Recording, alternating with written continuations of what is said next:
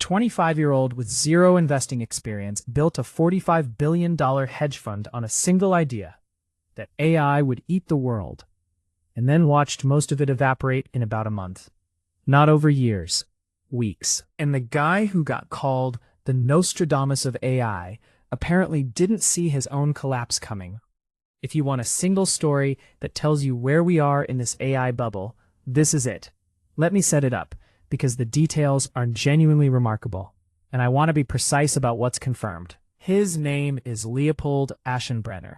He's a former OpenAI researcher who left the company, wrote a sprawling 165-page essay in 2024, arguing that increasingly powerful AI was going to drive enormous demand for chips, memory, data centers, and power.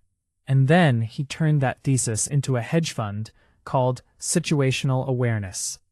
And it worked spectacularly for a while. According to CNBC and Bloomberg, the fund swelled to around $45 billion in assets by the start of July. He had backers from the top of Silicon Valley. In the words of one profile, one of the most closely watched figures in the entire AI trade. Here's the strategy, and this is where the trouble is baked in. The fund made concentrated, leveraged bets. On one side, it went long, heavily, on the AI infrastructure winners. Chipmakers and memory companies like SK Hynix, names like CoreWeave, Micron, Nebius. On the other side, it bet against software companies it thought AI would make obsolete, names like Adobe. Both sides of that trade, and according to CNBC, the leverage reportedly ran as high as 400%. Let me translate that. For every dollar the fund actually had, it was controlling around $4 of market exposure. When you're right, leverage makes you look like a genius. When you're wrong, it doesn't just lose your money, it loses it faster than you can respond. And in July, he was wrong on both sides at once. The fund's roughly $16 billion public equity portfolio lost 67% of its value in a single month. 67%. The AI infrastructure names he was long on fell. Several of his top disclosed positions each shed more than a third of their value. And the software names he was shorting? They went up against him. A historic momentum reversal, CNBC called it, that hit both sides of his book simultaneously. The margin calls came in. His prime brokers, Bank of America, Goldman Sachs, JP Morgan, scrambled to raise cash.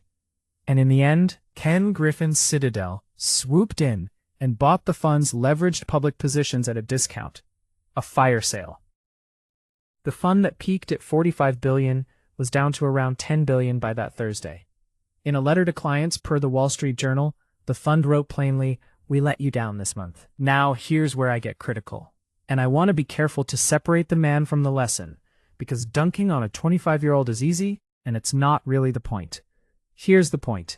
This wasn't a market crash. This is the part everyone glosses over.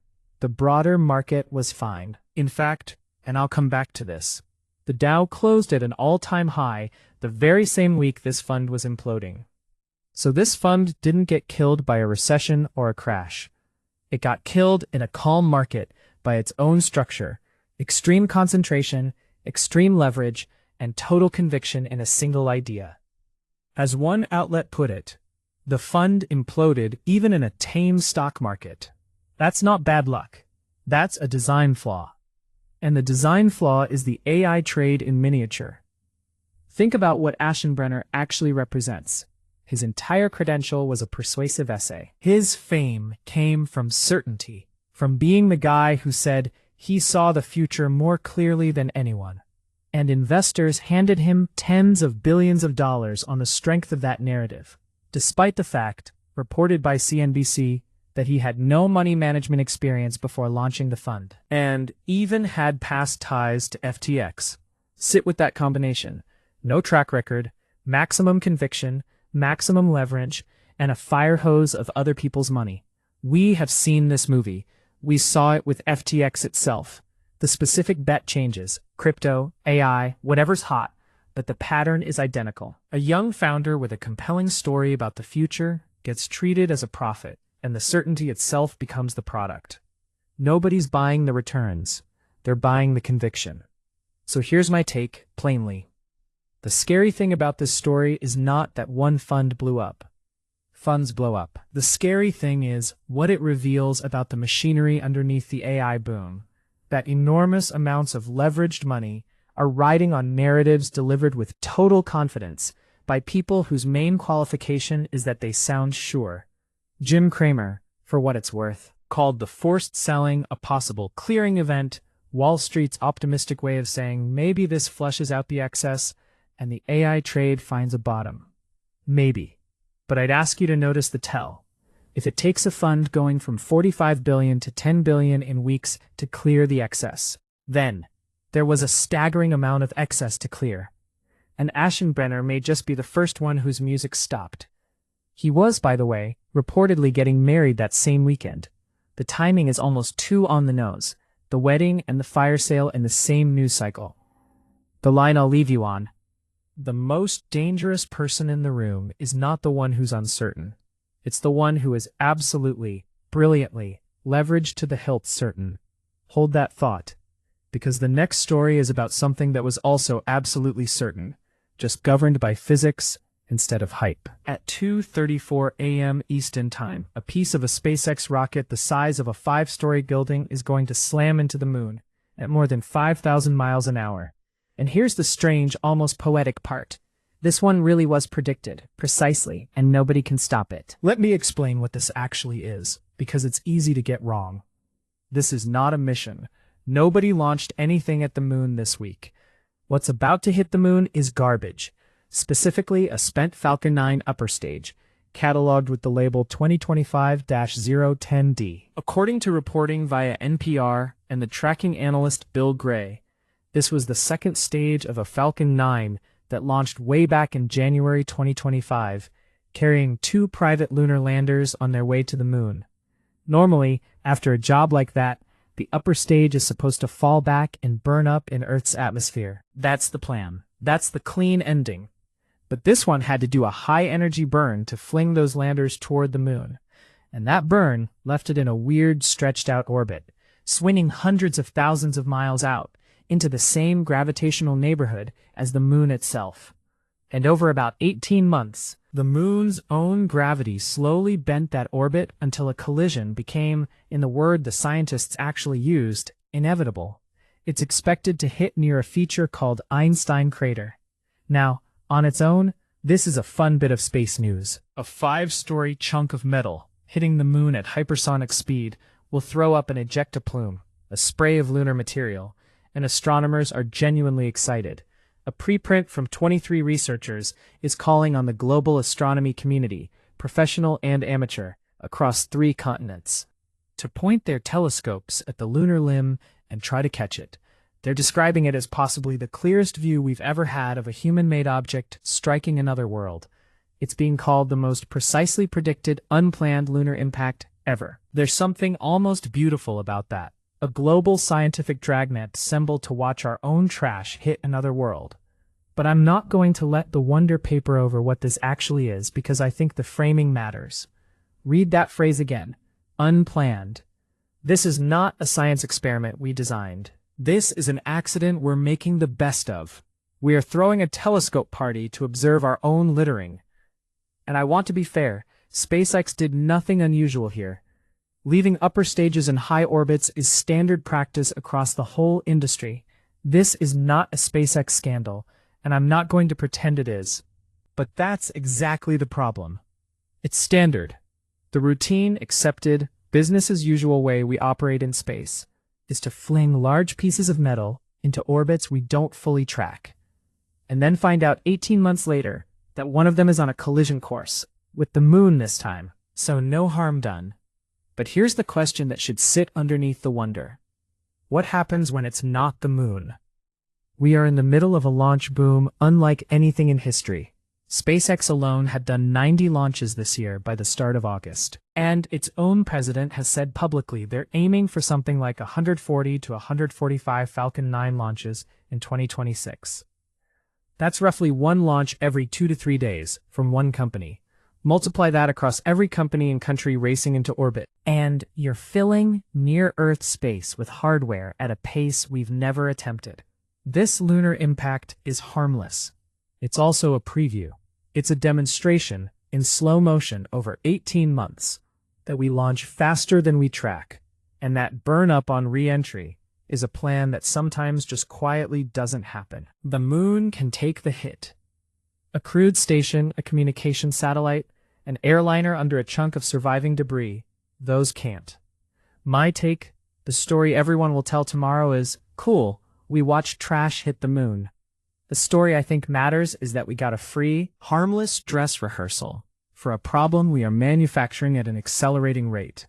And the odds are decent we'll treat the dress rehearsal as entertainment and learn nothing from it. The question that leaves hanging, when the debris we can't fully track keeps multiplying, how many harmless previews do we get before one of them isn't harmless? All right, let me bring it back to Earth and to something a lot more human. Grown men being traded like trading cards, and the fans who have to watch their favorite players get shipped out of town. Monday was the Major League Baseball trade deadline. 6 p.m. Eastern, the annual moment when contending teams buy and losing teams sell, and dozens of careers get relocated by a phone call. And this year, according to CBS Sports and MLB.com, it was what they called a seller's paradise. Because the standings were such a muddled mess that half the league couldn't decide if they were contenders or pretenders. When everyone's mediocre, everyone hesitates, and the deals came right down to the final minute. Here are the headline moves, and they're big ones. The biggest domino. Tarek Skubal, a two-time Cy Young Award winner, one of the best pitchers alive, got traded from the Detroit Tigers to the Los Angeles Dodgers. The Dodgers gave up a package of prospects to get him. Then, on deadline day itself, the Baltimore Orioles traded Adley Rutschman, a three-time All-Star. The number one overall pick of the 2019 draft, the face of their franchise, to the Boston Red Sox, a division rival. The Phillies grabbed three-time batting champ Luis Arias. The Cubs bulked up their rotation. The Yankees, per Yahoo, chased a bat in Heliot Ramos. You might ask why a news show cares about baseball transactions. Here's why, and it's not really about baseball. The MLB deadline is one of the purest, most visible examples of something we usually keep hidden. It's the moment the business of sports stops pretending to be about loyalty. Look at that Rutschman trade. Baltimore took the number one overall pick, the guy they built their marketing around, the guy whose jersey their fans bought, and shipped him to Boston, a team in their own division, a rival they'll now have to face while he's wearing the other uniform.